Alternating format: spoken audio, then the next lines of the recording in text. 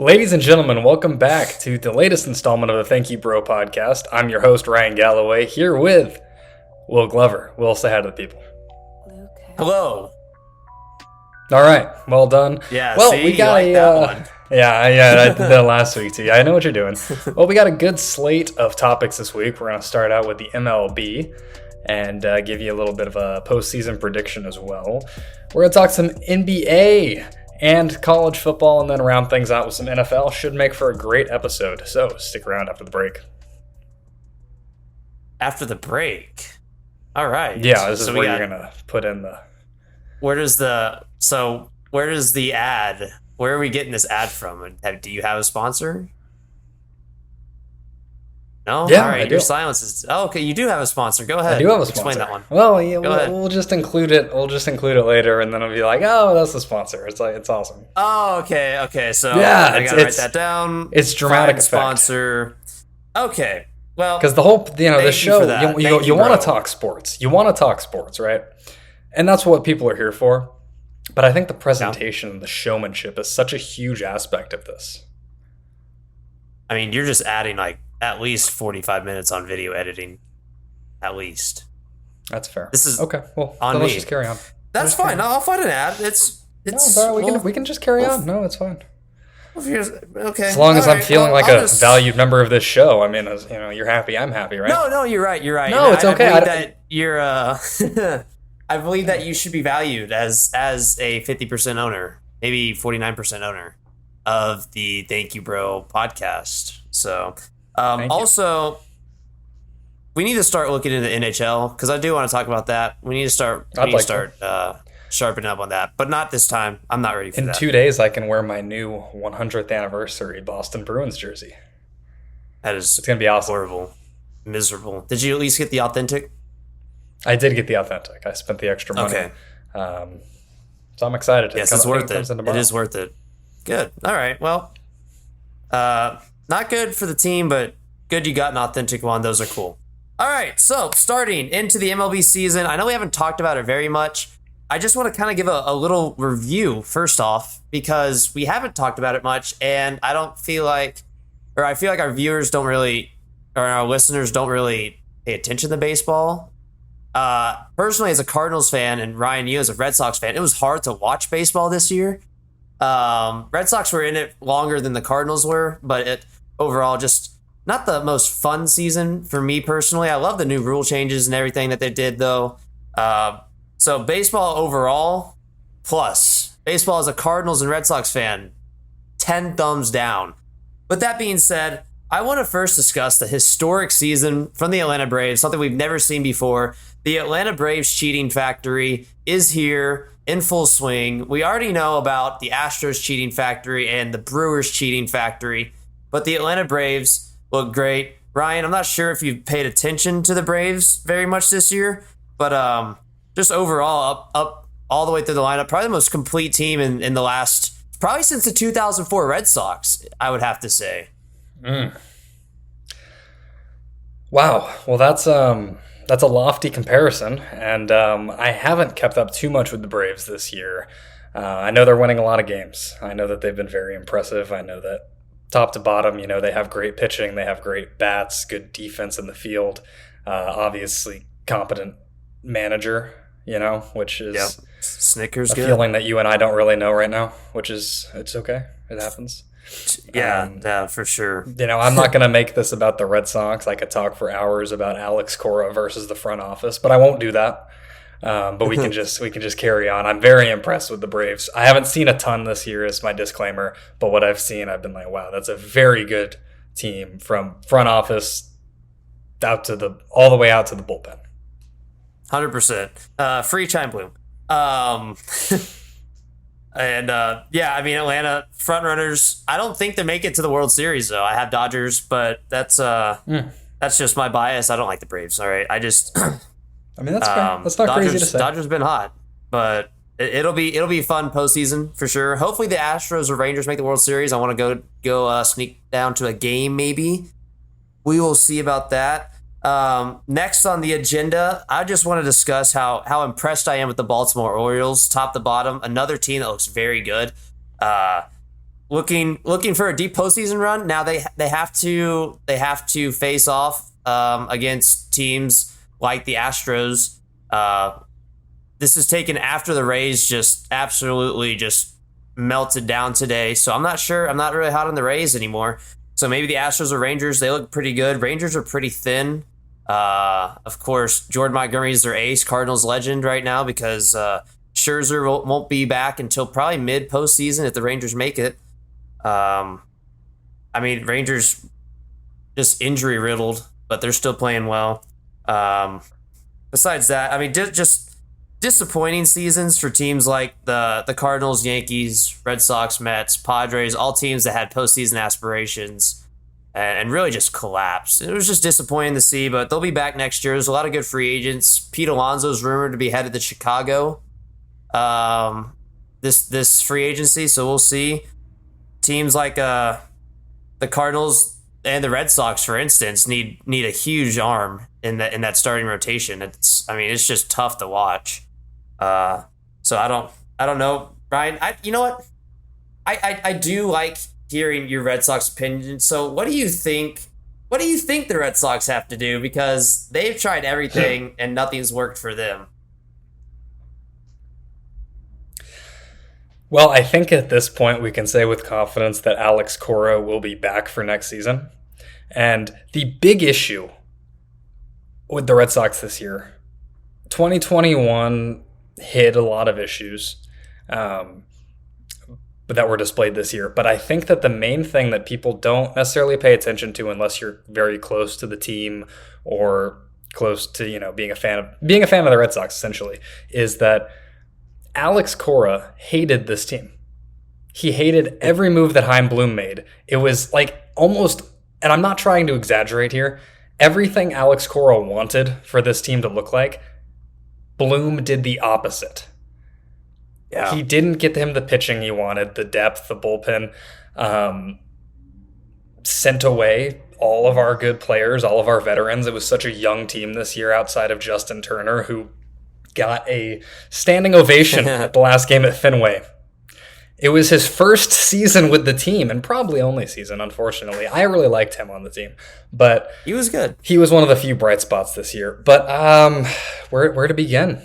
We need pitching. Plain and simple. I feel like yeah. I feel like that's a lot of teams. It is a lot of teams, but you don't know how frustrating it was for a lot of games this year. We would put up 10 runs, but we would give up 15. I know how frustrating it was. We had the bats for the most part. I think there's a lot of really exciting young talent being called up to the majors. That is the one thing I will say that Bloom did exceedingly well at, was building up the farm system. He did an excellent job with that. That's the only positive thing I have to say about his tenure. But we need an ace, first and foremost. We need relievers.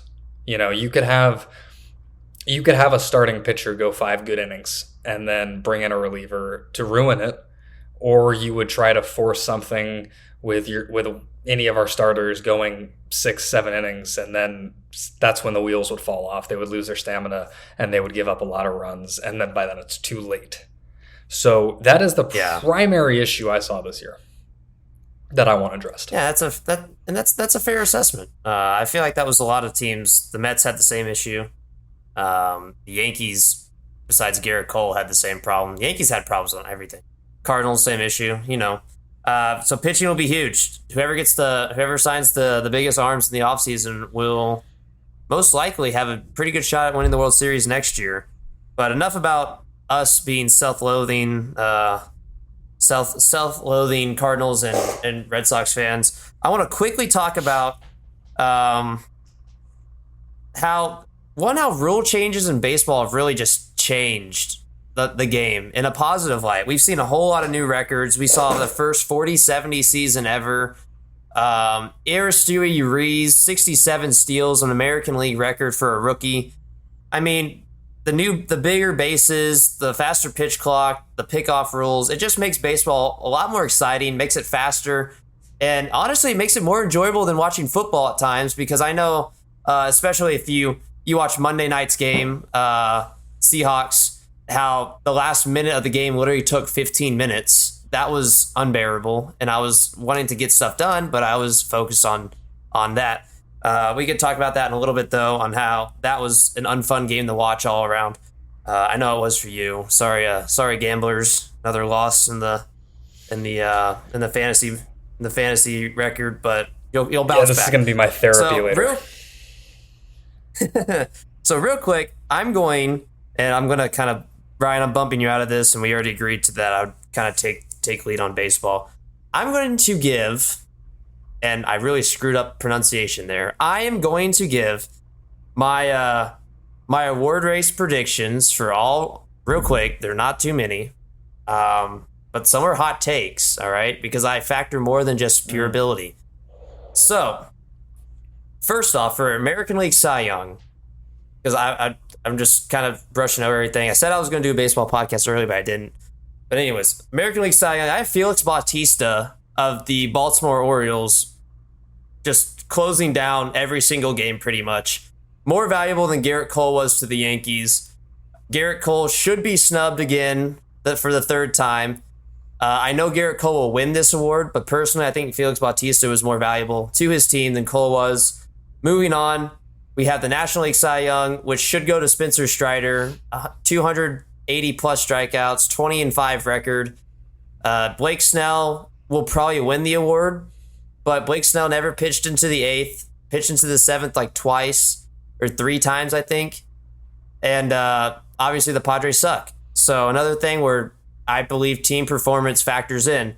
And that brings me to the American League MVP, which I think should go to Corey Seager.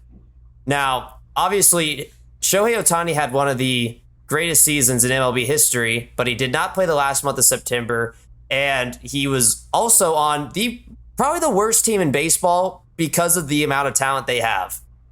The Los Angeles Angels have ruined the primes of Mike Trout and Shohei Ohtani. Ohtani needs to get out of there. He will win this year's MVP, but he is not. No, all right. You stay. I like how you're wearing your Red Sox thing. That's crazy. That is just insane. But anyways, Ohtani should not. I think I lost Ryan. That's not good. Ohtani should not win the MVP. Oh, Ryan's back. Perfect. Ohtani should not win the MVP. It should go to Corey Seager because of the Rangers' performance. Most valuable player should mean most valuable player. So moving on, that brings me to the four-player race for National League MVP between two Dodgers teammates and two Braves teammates. Obviously, this award's going to Ronald Acuna Jr. because of his 40-70 season, but I believe Mookie Betts offered more versatility and more value and more consistency throughout the year that really helped the Dodgers get to that next step, which is also why I think the Dodgers will win the World Series this year. So I believe personally that Mookie Betts should win his second MVP. He has not won a National League MVP, but he would be one of the few players in MLB history to win both American and National League. Red Sox legend Mookie Betts is my pick for National League Most Valuable Player. Finally, to our Rookie of the Year discussions, here's another one. This isn't really a debate. It's Corbin Carroll and Gunnar Henderson. Josh Young would have won it had he not gotten injured and broken his hand back in July. Josh Young had a great season, is having a great season still, but Gunnar Henderson, that's his award, and Corbin Carroll, that's his. You can argue that Kodai Senga could win it in the National League, but no, he's on the Mets, and team factors into it. Not so much for Rookie of the Year, but definitely for the other awards. So with that being said, Corbin Carroll and Gunnar Henderson will be your National League and American League Rookie of the Year, and that wraps up my award races. Any thoughts on those? I agree with a lot of that. I think I agree with all of it. I think I'm a little biased in saying Mookie should be the National League MVP. I think he deserves it. But at the end of the day, I feel like, they're going to give it to Acuna because, he hasn't done anything to not deserve it. And so I feel like he's been kind of a shoe-in all year and just the right option. I don't think you can go wrong giving it to either of them, but it's definitely going to be Acuna over Mookie, isn't it? Yeah, 100%. And, unfortunately, that's just how it goes. Obviously, a historic season, but at the same time, we've seen 4 fantastic seasons all the way around. Whoever wins it, which I already have a feeling I know who's going to win it, but whoever does, it will be deserved. But unfortunately, we had 4 great seasons all in the same season. So more opportunities for them. Lastly, talking about baseball, and we'll wrap it up. 16 minutes in. Right, if you have postseason predictions, let me know. But right now, my postseason predictions, I already said Dodgers are winning the World Series over the Astros, and so I'll kind of just leave it at that. I don't know. I also have Philly beating Atlanta in the division series. I don't know why, but last year I had the Braves winning it all, and then they lose to the Phillies. Am I tripping there? The Phillies beat St. Louis wild card. Yeah. Then they go and no, they beat the Mets. Then they beat the Padres. The Padres beat the Braves, I believe, or the Mets beat. Well, now this is bugging me. Anyways, regardless, I said the Braves were going to win last year. They didn't, and they didn't impress me last year. I know it's a much better team this year, but I'm just not gonna. I'm gonna bet that both teams are filled with experience. I'm gonna bet on the more seasoned team, which is the Los Angeles Dodgers. Ryan, give me your thoughts. I mean, I don't disagree with that at all. I could totally see the Dodgers going to the World Series this year and winning it all. Is it crazy to say that whoever comes out of the National League is going to win it all? Is that crazy to say? Not at all. I believe that. Yeah, so I think it's either going to be the Dodgers or the Braves. I don't really see anyone in the American League getting it done. I thought maybe the Rangers, but now I'm not even certain that they'll be there. Yeah, exactly. And so, I mean, I would like to make a correction now. So, Phillies did beat the Braves like I had thought. I thought I was tripping. I was like, there's no way. The Padres beat the Dodgers in the LDS. It was last year's postseason was cursed beyond belief. So, we'll just leave it at that. Obviously, if the Braves played the Astros last year in the World Series, the Astros weren't going to win. But they got the Phillies. So, there you go.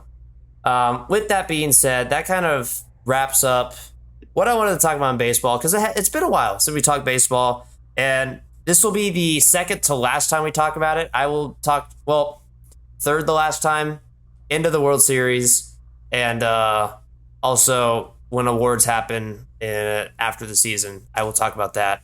Maybe some postseason updates and other things, but not very much. What I want to talk about now, and this is where NBA is coming back, and since the last time we talked, there has been huge moves. Dame is gone out of Portland. Drew is a Celtic. I mean, Ryan, this last week, give me your thoughts on the whole last week. It's crazy. I'm a happy guy, to be honest with you. I am. Because, first of all, Damian Lillard to the Bucks was the most out of nowhere random thing I had seen in a while. You know, it really felt like he was going to either stay with the Blazers or go to Miami, and neither happened. And, you know, he said, okay, if, you know, the Miami thing isn't happening, I want to stay here in Portland. And I love that they did this. They said, no, you're not welcome here anymore. We're going to trade you. You wanted to be traded, so we're going to trade you. And you know what? They still ended up doing right by him, sending him to a contending team like the Bucks. They could have done a lot worse, and probably, yeah. Well, they still got a pretty good prize for him from the Bucks. But I like to see that they did right by him. But I also like to see that they stood up to him, saying, "Oh, I'll come back," because, you know, and I might get some heat for saying this. I'm very cautious, and I never want the players to have too much power over their organization, because I think that's bad. That's bad for the sport as well. So I like how that went down. I think that the Bucks obviously got a lot better, because I feel like the current team that they were running with was stagnating, and I think they had gotten as far as they could as that team was built. Now, Drew Holiday is going to be a massive loss for the Bucks. I don't know if they realize that or not, But I feel like Drew brings things to the team that Damian Lillard can't. And that is why, as a Celtics fan, I am very excited for him being on the Celtics. I hate that we lost Rob Williams. Losing Brogdon was unavoidable. He was going to be gone before the season started, no matter what. That relationship was beyond repair. I thought it could have been repaired, but just like how the Ray Allen trade fell through in 2011 or 2012, and he wasn't going to be able to come back after that. It's very difficult to trade a player, trade falls through, and you say, "Hey, my bad. Come on, let's play some games." Yeah, that's very difficult to come back from. I think that the conference finals is going to be Celtics Bucks. I like the Celtics in that series right now. Of course, that is a way too early prediction, and we're going to have to see how the season plays out. Yeah, and is it crazy to think the Blazers won the trades? I know, obviously, the short run, Celtics won because Drew Holiday can stop Damian Lillard on offense, and that's where the Bucks messed up. They should have hedged to where no shot the Celtics have a chance of getting Drew, but they failed to do that, leaving the door open for Boston to take their beloved Drew Holiday. So short term, Celtics win that. The Bucks really lose the trade. I'm not even gonna lie. I love Damian Lillard's a hell of a player, one of the best players we've ever seen. They're not winning a championship with him. Him and Giannis just aren't gonna get it done, and I personally believe they have lost the trade because of that. They gave up 2 first-round picks, which are going to be valuable in 4 years when Giannis leaves and Lillard is in his mid to late 30s. Yeah. I don't know. The Blazers got Robert Williams, who's 25. Brogdon, who cares? They're going to trade. No offense. Yeah, Malcolm Brogdon's a hell of a player. He's not valuable in basketball anymore. He's kind of just a role player. But Robert Williams, who's 25 years old, they have a Warriors 2024 unprotected first-round pick, which they got. I don't even know how they got it. I don't know who they owned got it that from pick. The Celtics. They did. The Celtics own that pick. That pick could be valuable because Chris Paul and Stephen Curry are getting older, and they're both kind of injury-prone at this stage in their life. The Warriors might be a lottery team this year because that team just doesn't inspire me. So that potentially has top 10 written all over it. And they got that for Robert Williams. And then they have a 2029 Boston unprotected. That's probably going to be not worth very much. Mid-20s, maybe 30. Who knows? Do the Celtics win the championship in 2029? Not sure. But and they get a ton of second rounders. We've seen who's been drafted in the second round. So they have Scoot Henderson, DeAndre Ayton. They got Ayton out of that. I mean, they look like a good team. They're not winning many games this year, but give them time to gel. Give them 3 seasons. That's a playoff team. They have Shaded Sharp. They have Simons. I mean, Scoot's the best player in the draft. I'm a huge Wemby fan, obviously. Right now, Scoot's the most ready. So I don't know. Trailblazers won the trade. That's all I can say. For the first time, certainly in the show's history, possibly in our history with each other, I agree 100% with you. That's rare. Crazy. That is rare. So I'm cooking. I'm cooking today. But yeah, that's all I'm saying. So let me not cook anymore, and I'm going to give you my top 10 best teams in basketball. I posted this on our Instagram page a few days ago. Ryan has seen that. Ryan probably hates the fact I have Boston 3 and Milwaukee 2, even though I think Boston's better set up for a championship. Why am I doing that? Because hype. You're an asshole. All right? That too. And let's see, where is this? You pull it up. I don't even know why Philadelphia's in my top 10, honestly. They're not inspiring. Harden's not going to play for them. I'm looking over at this list. Denver 1, Milwaukee 2, Boston 3, Phoenix 4. The top 4 Lakers is easy. 5. Yeah. Cleveland 6. That's a high mover. Los Angeles 7. OKC's 10.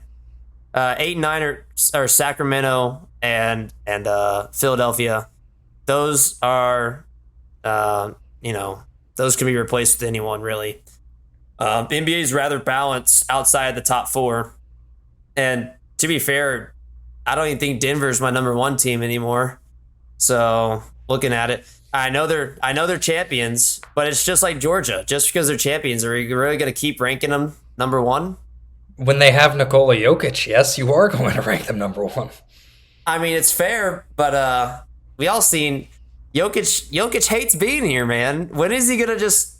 He's got 5 more years in him. When's the time he's just gonna show up one day to work and like, I quit? I mean, he's 29. I promise you, he's not going to be playing past 36. Oh yeah, 100%. I mean, it's crazy. Top 15 talent we've seen in NBA history, and he hates his. He doesn't hate his job probably, but it's just like if I were to go work at my job at Lifetime, my summer job, it's like, all right, let's get it over with, day in, day out, get my break, Well, I don't think he gets it. He doesn't care about being a celebrity, and I feel like the United States is very, what's the word, celebrity-centric. We all care so much about chasing that and following fame and idols and everything like that. And he doesn't care about any of that. He just loves the game of basketball, plays it at the highest level, and then goes home to his horses. Yeah, exactly. I feel bad for the horse that got to carry that, honestly. I ain't calling him fat, but he ain't little. So, but yeah, greatest player of one of the greatest players of our era treats basketball as a second job, really. It's ironic. So, I said we want to talk about basketball. That's really all I have. It was a busy week, but I feel like we covered it pretty quickly. It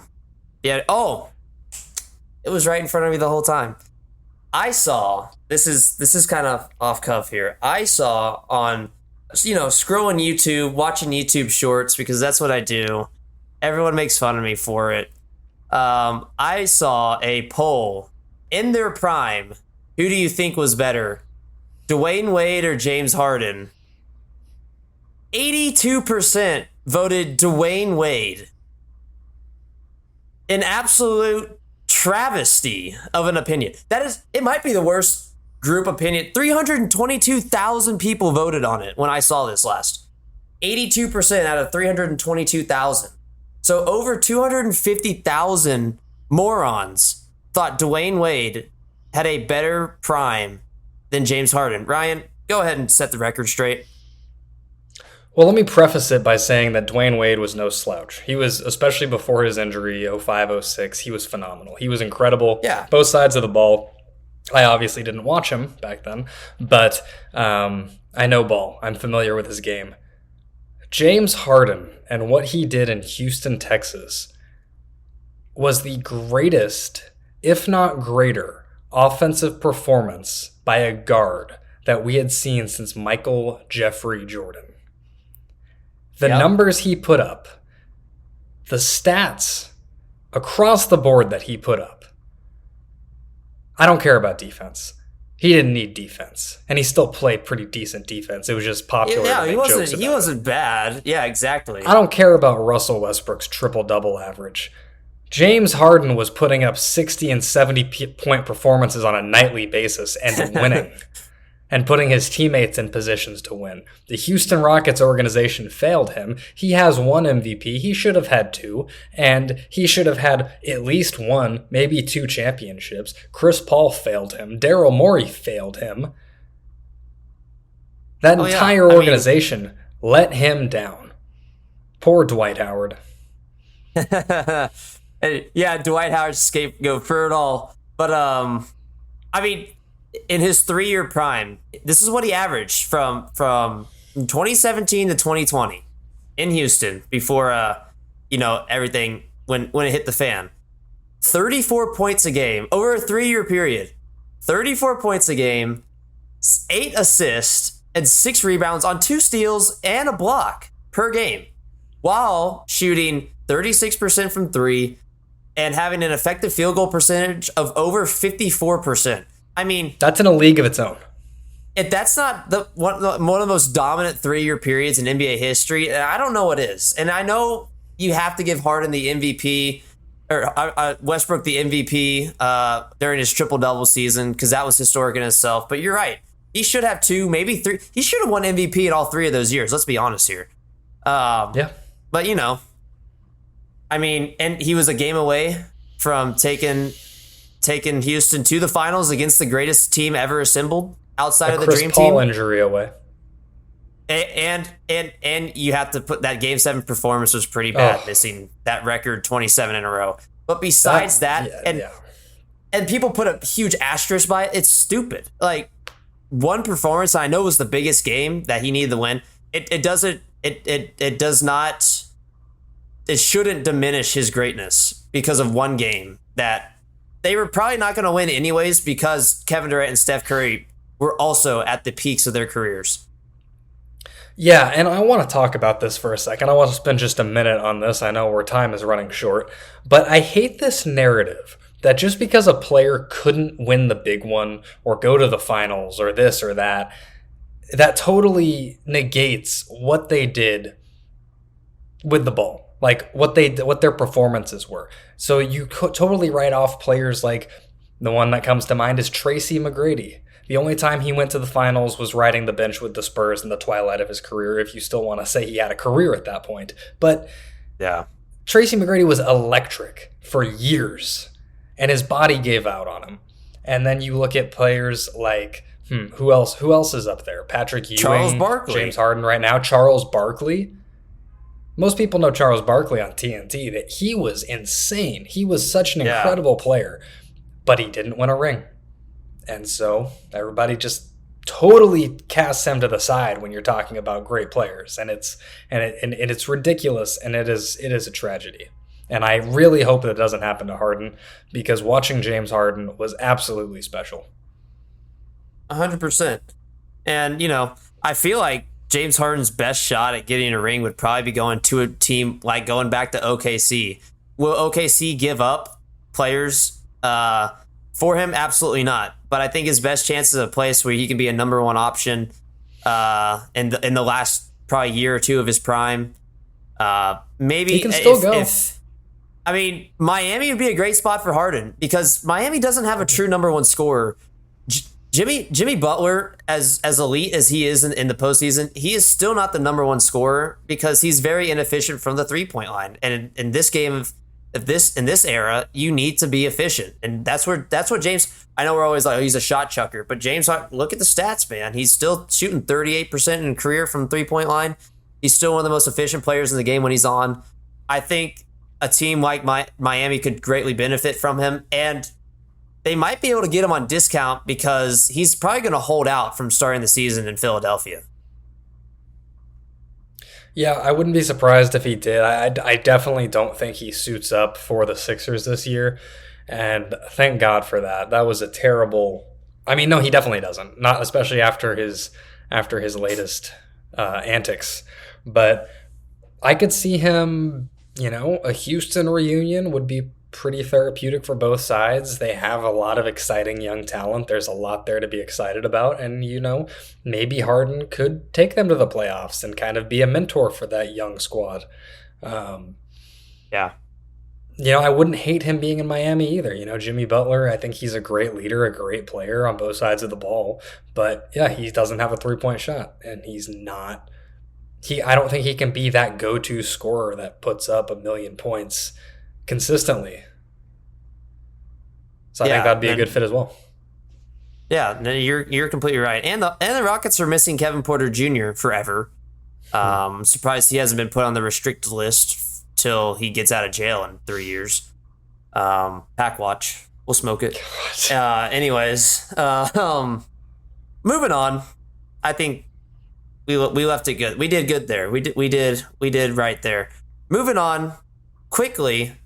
Let's talk about a little college football. This is a huge shift. Georgia, obviously, we've been saying this for weeks now, but Georgia's not the number one team in the nation. Nope. It really comes down to, do you favor do you favor good offense and good defense or bad offense and good defense? And so if you favor bad offense and good defense, then Michigan's your number one team. If you like both sides of the ball good, Texas is the best team in the country, okay? Ryan, go ahead and set the record straight yet again. I know I'm making you set the record straight all the way around. Tell us why Texas is the best team in the country. Well, Texas is the best team in the country for several reasons. First of all, amazing coaching. They have the best offensive mind in football at the helm. You can ask any coach in the nation, and they'll say that Steve Sarkisian is the best play caller, the best schemer for the offense. They never know what is coming. But then we'll talk about the players on the field. Quinn Ewers is fantastic. He's finally displaying that arm talent that made him the highest recruited quarterback of all time, right? And he's making good decisions with the ball. He has a great offensive line protecting him, and they're going to get even better when Cole Hudson is back from injury. Then you turn to Jonathan Brooks, who has been incredible. He ran for 217 yards against Kansas in a very impressive performance. And I think, correct me if I'm wrong, he's put up over 100 yards each game this year. I think you're right. Out of his mind. And then the receivers, Adonai Mitchell, Xavier Worthy, Jatavion Sanders at tight end, who is unfortunately going to be drafted behind. He'll probably stay, but he's being overshadowed by Bowers over at Georgia, who might be the best player in the nation. And then that defense is incredible. That defensive line is, come on. Defensive line is absurd. But I would allow people to put Michigan at 1.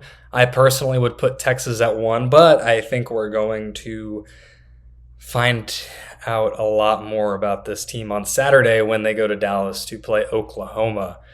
I'm a little nervous for that game as a Texas fan. I got to be honest with you, because that game doesn't make sense.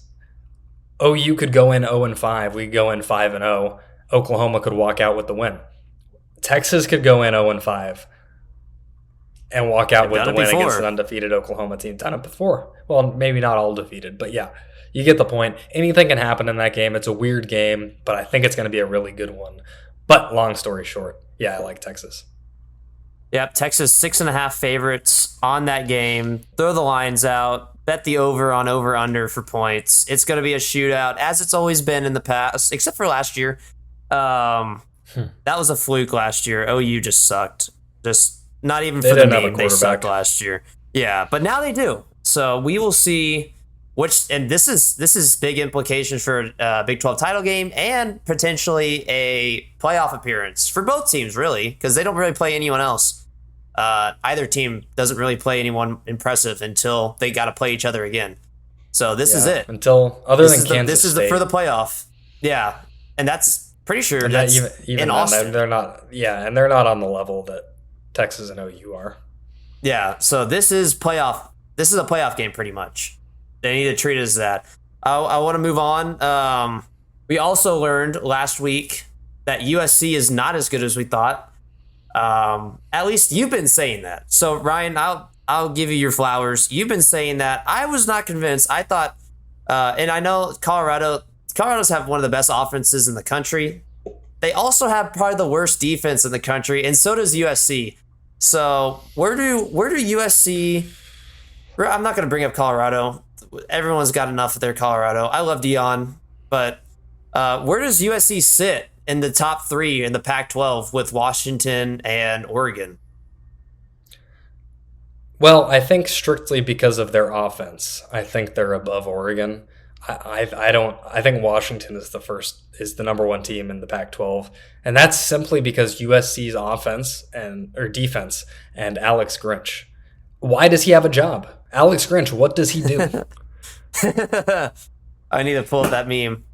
What does he do? That defense is embarrassing. That defense is the same terrible defense we saw at Oklahoma for years. He's buddies with Lincoln Riley, so he still has a job. But if USC had a defense, they would be number 1. They would be clear-cut title favorites. Oh, yeah. Because how do you stop Caleb Williams? You don't. You can only hope to contain him. You score more.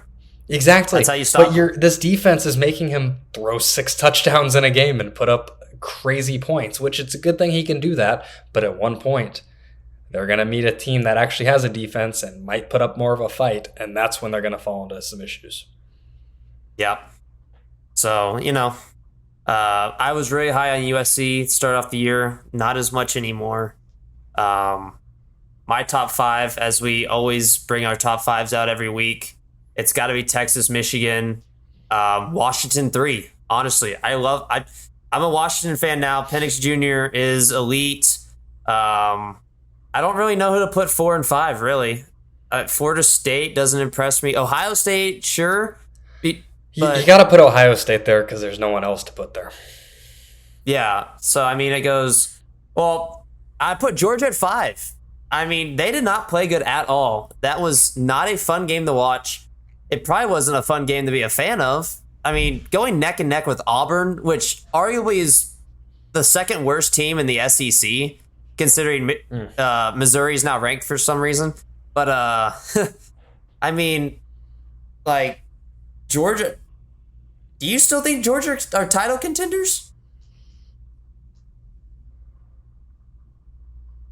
Yes, because of their defense and because they have just enough on offense to make it happen. I still think that they're in the hunt. Of course they're in the hunt. They're undefeated, but I don't think that they win. They might get there, but I don't know if I definitely don't think they win if they do. Because what happens if they have to play a defense? If they match up against like USC or any Texas? really Pac-12 team, I'm saying if they match up with USC, they'll win strictly because their defense is good and USC's defense is horrible. But what happens when they play a legit defense like Michigan or like Texas? Then what happens? We go back to 2019 Sugar Bowl, 2020 Sugar Bowl. Really? So, I really think the national championship is going to be, it could be Michigan, Texas, which would be a huge throwback to the 2004 Rose Bowl. That would be something I enjoyed to watch. I would like that a lot. So that's really all I have there. Week 6 watch list, obviously Texas, OU, LSU and Missouri have a mid-off going on. Alabama's going to lose in College Station this weekend. That's a hot take. They always do, it feels like. They lost last time they were there, and they're nowhere near as good. A&M is better than they were 2 years ago, and Alabama's significantly worse than they were 2 years ago. I would put a mortgage on A&M, really. And I hope I say that and curse them, because a loss for A&M is a win for America. But, besides that, there's really no other games to really look out for. Notre Dame and Louisville. They ranked Louisville just because they're playing top 10 Notre Dame. They got to push the narrative somehow. It's like what they did for Texas this weekend. Let's rank Kansas just because. And I don't think Kansas shouldn't even got punished. They should still be 25. They didn't have their QB, and they played the best team in the country. So shame on the committee for doing that to Kansas. Really, really pulling their leg. So that's it's always the narrative. Let's move on. Mm-hmm. Brian, go ahead. Why I load up things and tell us a little bit about your fantasy football experience for this week. Go ahead, share us your the face says it all already. We've posted it on our social media of a quick aftermath of what he looked like after he lost by 0.5. Thoughts? So I was in a close matchup this week. I had a lot of really good performers. 38 points from A.J. Brown, 15 points from Devontae Adams, 15 points from Adam Thielen, 11 from Butker. My team was very well-rounded this week. Pitts did nothing. I needed 8 total points from Daniel Jones. Surely he got there. Well, I needed 8 total points going into the night, and then their kicker. He had the Seahawks kicker, and Jason Myers gave him 5 points, so I needed 11 total points. Surely. In the third quarter, Daniel Jones had 10 points. There's a quarter and a half left to be played. That's easy. He's got that. It's totally fine. Got it in the bag. I'm feeling good. 2 interceptions, 1 lost fumble. Just misses left and right. He got sacked 11 times. How do you let your quarterback get sacked 11 times? Anyway, he finished with 10.72 points, and I lost by half a point. So now I fall to 2-2 instead of 3-1. And you know what, man? That was pretty demoralizing. That might be the most demoralizing loss I've ever had, and I've played fantasy football for a very long time. It sent you straight to bed, man. It did. I went to bed. Oh, man. Come on. I just thought that was the funniest thing ever when you sent me that snap last night. I was laughing for probably about 30 minutes. Glad you had fun. So, obviously, my team won, as per usual. I'm running the table again. You know, whatever. That's just what I do. What do I want to... The Dolphins looked bad. And that's not something I expected. I didn't throw it out, but I didn't expect it. Why did the Dolphins look so bad? Because the Bills are really good. I think that's really what it comes to. I think that's what it comes down to. I think that they're both still phenomenal teams, but I'm really high on the Bills. You would have them over the Dolphins when it comes down to it? I feel like they're more well-rounded. I feel like the Dolphins are, the most explosive team, but I think that the Bills started out slow, but I think Josh Allen is phenomenal. You know, you got Stephon Diggs. You got a lot of players. I don't know. I like the Bills. Give me the Bills.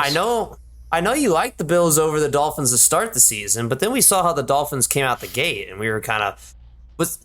Do we see the Dolphins continuing this trend of just bad defense, or I mean, they play the Giants next week, so I mean, it can't get worse, obviously. No, it can't get worse. I don't know. I'll be very interested to see what happens when the Dolphins play another legitimate contender. I mean, the next time they have that is the Eagles in a few weeks. We'll learn what this team is that week. And that could be a Super Bowl preview. Thoughts? Maybe. Well, it depends on how that game goes. Yeah, we'll see. We're not talking about the Patriots. No. And, the Rams look good. I'll just say that. The Rams almost blew a lead. You know who really blew a lead? The Bears. And that might have been the most upsetting game to watch. And I wasn't even a fan of the Bears. I was like, the Bears look good, man. Justin Fields on his game. Like, Broncos country, it's over. No, I was wrong. Sean Payton masterclass, as per usual. You know, my poor friend, Dan, shout out Dan, friend of the show, is a big Bears fan. He's from Chicago. He's from Illinois, and he came over to my apartment immediately after the game ended, and I felt so, I normally talk a lot of shit. I normally make a lot of jokes. It just felt bad. I just felt wrong. I just looked at him and said, I'm sorry, man. Because that is just failure. Just top to bottom failure. Are you kidding me? What an embarrassment. Was that 24 unanswered, right? Yeah. And 17 of that was in the fourth quarter. The Bears want Caleb Williams, but Caleb Williams does not want the Bears, guys. So, Caleb Williams will be attending the University of Southern California for one more season, calling it now. So, he'll three-peat his Heisman. But, I mean, goodness. And we already knew that was going to be the mid-off of the century but I didn't realize it was going to be that bad. Like, talk about a team that just didn't want to win, and that's the Chicago Bears. It's crazy. I mean, it's ridiculous. But I mean, Justin Fields needs help, but Justin Fields needs to help himself first. Speaking of help, Bijan Robinson needs help. All right, Bijan Robinson has already shown he's the best running back in football in the world right now. 14 carries, 105 yards. Atlanta just is a bad team, though. I mean, there's no way you lose to the Jaguars like that. Overseas, Desmond Ritter's a clown. Yeah, free Kyle Pitts. Oh my God. Maybe the Falcons need the tank to get Caleb Williams. Honestly. The Falcons need they need a quarterback, obviously, because Desmond Ridder sucks. But you have a phenomenal tight end. I think that if he actually passed him the ball, Kyle Pitts would be one of the top tight ends in the league. Oh yeah, I think 100%. he would be. But he's getting like 2 targets a game. Are they allergic to him? It's not a problem of him not getting open. I've seen film. We've all seen film. He's open. He's just not getting the ball thrown to him. I don't know if Ridder and Pitts are fighting or something. Like, what's up? But yeah, you're right. I mean, this is his 3rd year in the league. He's got 3 total touchdowns receiving. That's just ridiculous, man. That's just a shame. One of the best tight ends in the world, and Titans. The Falcons doing him wrong. So, and they owe him a huge apology, for sure. And I issued an apology last weekend to Cleveland Brown fans. I would like to rescind that because I am sorry for absolutely nothing about my assessment of the Cleveland Browns. I knew they were a fluke team. I don't care that Deshaun Watson wasn't playing. They suck, all right? I'm just saying. I hate the Browns. They suck. They're no good. Apology rescinded. My one friend who listens, friend of the show, who's a Browns fan, I know he's going to comment on it. I'm not sorry, and I will never apologize for hating the Browns. So, I mean, that's just how it is, all right? I'm sorry, man. I'm sorry for not being sorry. Fair enough. And lastly, I do have to talk about the Patriots a little bit because the Cowboys looked legit again. And the Cowboys are the most confusing team in the country because how do you lose to the Cardinals and then go and dominate the Patriots like that is beyond me. I mean, obviously the Patriots suck, but they don't suck as bad as the Cardinals. And I know Ryan's holding back tears over there. So Ryan, go ahead and give me your analysis. A little bit on the game, a little bit on the Cowboys, and then you can finish us off on the show about the Patriots as you kind of just dwindle into self-despair. So go ahead. Where do I start? Do I start with the fact that Bill Belichick has let the game pass him by? Or do I go on to, well, I don't think it's all Mac Jones' fault. I think Mac Jones is one of the smarter quarterbacks in the league. I don't think his arm strength is there. I don't think he necessarily has the tools to be the guy, but I think he has the brain to be the guy. But that being said, I mean, they're getting no offensive production at all. The receivers suck. The tight ends are fine. That's it. Running backs. Ramondre Stevenson has disappeared. Ezekiel Elliott got the starter reps. That was weird. Wow. The defense, the 2 bright spots in the defense, Matt Judon and Christian Gonzalez, who should have been Rookie of the Year, are now out for extended amounts of time. Judon is going to be gone for a while, and we might not see Gonzalez until December because he has a torn labrum. But it's just really disastrous. A lot of things went right for the Cowboys, and the Patriots beat themselves. I think that let's just call it what it is. We have finally seen enough. The sample size is big enough. The Patriots suck. They're a bad team. They're losers. I don't know what's going on. I don't know as an organization what we're doing. You know, and I was talking to my friend about this morning, Julian, friend of the show. what do you do? Your two best defensive players are out for a long time. Your offense already sucks. Your schedule's not getting easier. So you tank. Get a high pick. Maybe you get Caleb Williams. Nope. Or maybe you get one of the best receivers from Ohio State. You need a receiver. Right? But no, we're not going to do that because Belichick won't tank. So we're going to finish 8-9, get like a 20 pick, and that does nothing because the Patriots suck at evaluating talent and drafting. You got lucky with Tom Brady. I mean, the Patriots aren't going 8-9, man. I mean, it's just they got. No, we're going 5-12, man. There you go. How about there? That's it's terrible. They'll beat the Broncos. Maybe. Do you like the current state of the defense against Russell Wilson? I like anyone's defense against Russell Wilson at this point, except the Bears, obviously. I disagree. I think Wilson's got it. Anyway, yeah, so that's my plight. Let's see what happens, Celtics, because everyone else has let me down this year. Yeah, Bruins maybe. We'll talk about hockey later. Soon. The Bruins are a playoff team. I don't think they're going to go to the Cup. Yeah, there's a lot of teams in front. Don't worry. St. Louis don't look too good either. Besides that, I mean, obviously we have going back to football real fast just to end it off. I think the Niners are the best team in football, followed by the Eagles. After that, Dolphins. If the Dolphins look like that again against a good team, then I don't know where I put the Dolphins. So I'll put Dolphins 3 for now, Bills 4. Even though Bills just beat the Dolphins, I'm still gonna. Maybe it was a fluke. Maybe it wasn't. So Chiefs besides 5? that, it's anyone's game. Who's 5? Chiefs? Yeah, sure. Because Patrick Mahomes is the greatest quarterback we've ever seen.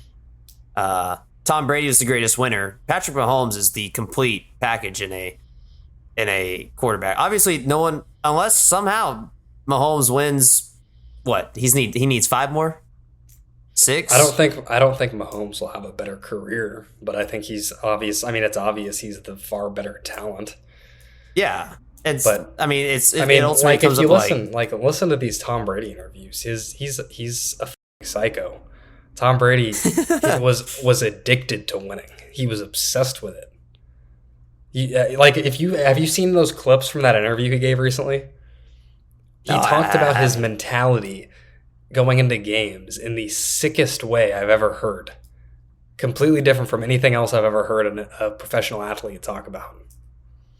All right, we'll roll the clip right now, and then you can send it to me, and I'll play the clip on the, and then I guess I'll talk about that later afterwards, but yeah, sounds good. Yeah, Brady, psycho, kind of like Kobe and MJ levels of competitiveness. Exactly, and that's why he's the greatest. That's why he's the greatest winner in all sports. No disrespect to Bill Russell, but Brady winning 7 in this era. Mm-hmm. No one's doing it again. I mean, no one in any sport's doing that ever again. So nope. I mean, so yeah, Brady's the GOAT, and we already knew that. The sky is blue. Well, it's actually gray out right now. We're about to get storms here, but yeah. So Brian, all right, you opened us. Go ahead and close us. Ladies and gentlemen, thank you so much for tuning in to this week's episode of Thank You, Bro. Thank you, bro. Saved it. Yeah, hope you enjoyed the episode. If you made it this far, be sure to like, comment, subscribe for more of the content that you love and we love to provide for you. So, we'll see you back next week. Hope you have a great rest of your Wednesday or whenever you're listening to this. And we'll be back with more fun takes later on. Goodbye. All right, y'all take care.